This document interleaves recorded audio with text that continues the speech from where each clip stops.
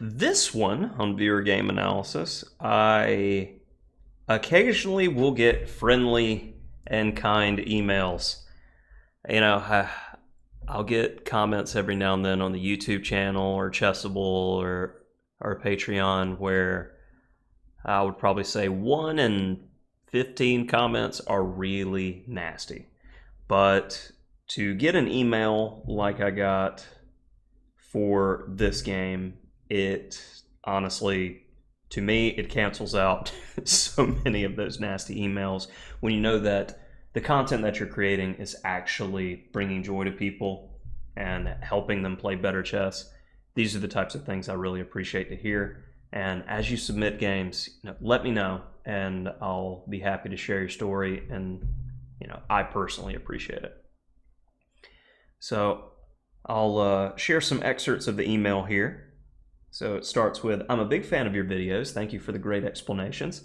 I'd like to share one interesting story with you. I have a 7-year-old daughter who knows how to play chess, but she's far from a prodigy. She knows how to move the pieces, a few mate patterns, but she's blundering a lot because she's a beginner. She didn't go to some chess school, but she wanted to go to the chess tournament in their elementary school. She actively started learning what to play a couple weeks before the school tournament, and she constantly had a question of, what should I play now? She simply has no idea what to play in some positions and doing random moves. I didn't want to let her play random moves, but on the other hand, I couldn't explain to a 7-year-old non-prodigy theory with openings, open files, pass pawns, and all the possible random openings that the opponent might play. I mean, it is difficult to remember these things. I have trouble with it." So he continues, "I watched your hippo videos and I liked them a lot. It looked like a perfect strategy for my daughter where she can learn the target position, the ideas of what to play, and what's more important, to avoid most of the situations where she can blunder, like 4-move checkmates or any other trick on f7 or f2 that the opponent has learned. She's playing the hippo with both white and black, and I think the hippo is perfect opening for beginners." So I think that that sets the stage, but overall, skipping a few paragraphs, thanks to your explanations, in the hippo, she qualified for a state championship, and she is in the middle board with 3 wins out of 7 games, which is fantastic, knowing, coming from the hippo. That's what is it? And she's competing with a lot of students who've had a lot of formal coaching. This has been big for her because it boosted her confidence, and I hope that she will play even better in the future. Trying to find some non-standard opening for white where she could have more active position compared to the hippo with minimum theory. You could create some similar videos of some solid but active opening for white for beginners the same way you did the series about the hippo.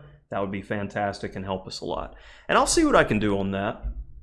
Probably the next organic step would be playing the King's Indian attack.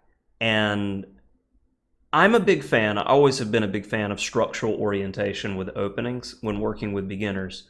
Because if we can avoid having to memorize a bunch of stuff and they can just get a position that they can play from, I would say the hippo is the easiest, but you are sacrificing some viability for how good the opening is. The King's Indian attack is completely reputable, and a lot of great players that I've had the pleasure of working with, like Grandmaster Basim Amin, he makes the King's Indian attack look great, and looking at example games that he's played. And I know I've got some King's Indian attack content on the channel, but you can play the King's Indian attack and King's Indian defense and get a general feel of themes. The only thing you'll need to pair with that is, and I'm talking with the 1 knight f3 move order, by the way, and how to pair the system. You can have the King's Indian attack with white, King's Indian defense with black, and then you'll need one system that meets e4. And honestly, for beginners, and I'm not saying it because I wrote a book on the French defense, I think having, again, structural orientation of when the center is locked, I break. You don't have to worry about as much theory, and you're just teaching them generally the first few moves. And some coaches adamantly disagree with me, and I've even had conversations with strong grandmasters like Grandmaster Linderman, who he didn't necessarily disagree, but philosophically we feel differently about working with beginners, and that he'll teach them some theory. And he doesn't want them to become an automaton just playing the same type of structure position. And I can appreciate that, but at the same time, especially when you've got, say, a 7-year-old in this case, it can be very, very difficult to coach and get them to learn it. I've even had players twice that age struggle to remember theory. So giving them a structure and they know they can't lose quickly no matter who they're playing, it can build confidence. So sorry for the long intro, and thank you for the email. Let's see some of these games and how it's turning out. So here's a quick one, for instance, and this is playing from the black side. So we'll start here. And we're going through the motions with our hippo. And you got to watch out for the F7 stuff. So what do? We shut that down. And we're seeing these fast, quick, in a hurry attacks. And instead of playing some defensive move like Knight F6 or Queen F6 where bad things could potentially happen, she spots loose pieces drop off. And after D3, you can quickly tell she'll take the free stuff, which we love to see.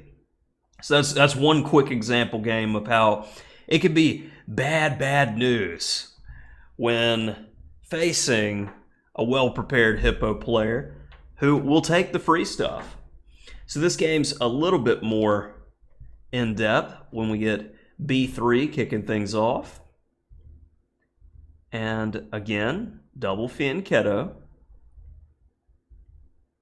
And we see these kind of oblong moves, especially in scholastic tournaments, because they're just going for F2 or C2 threats quickly. Because this is one of the most common ways for beginners to learn to play, and it's just cheap tricks. But if you learn how to just simply stop these cheap tricks, it's going to end up being a waste of time. So in this case, after E4, we learn to lock up the center. Good. And then we're gaining time and kicking our opponent's pieces to a worse square. And this was one of the few blemishes in the opening here. So when the center is locked, we want to play on the wings. And here it's clear to me that black is going to be playing for some kind of big attack eventually. And my king is safe on E1. So I'm actually looking at playing C4 here. And then looking to break through, move the rook, and I'm trying to mate black. While our king is still safe, black is struggling to get some kind of attack going. Castling isn't the worst situation, but playing C4 immediately, keeping that tension, that's going to be the best way to go. And after bishop G4, H3, and again, C4 should be recommended, but G4, a bit double-edged, because as we move pawns in front of our king, keep in mind that it's going to be weakening to our structure. So after bishop G6, knight F4, again, C4, the move, the theme cries to be played. Knight takes G6. Not afraid of a fight. I will definitely give her that. B4, looking for the attack. And here, black would be fine after H5. But black missed a key idea here and went C5, and alarm bells are definitely going off. Bad times ahead for player 2. B takes C5, and trying to break through is not helping. C4 yet again wants to be played, but knight B3, looking to get some key squares. Don't give the bishop for free. And even though we've dropped the pawn, it has developed the rook de facto. So I'm okay with giving away a pawn if I'm getting something in return. Queen e2 and f3, starting to get everybody into the game. And again, a bit double-edged, but hard to knock it. And there goes the protection of that bishop. And pieces are hanging everywhere. We'll take the free stuff. Check. Knight c5. The queen's hit. The b7 knight is attacked. And after rook takes a3, or rook takes e3, excuse me. That's all she wrote. And I gotta say thank you again for sending in some games and telling a story. I really appreciate it. And yeah, I would say next steps would be potentially playing around with the King's Indian attack and defense, because thematically it has a lot of overlap, and I see definite aggression and willingness to go into complications. So that seems like the exact sort of opening that would be appropriate moving forward.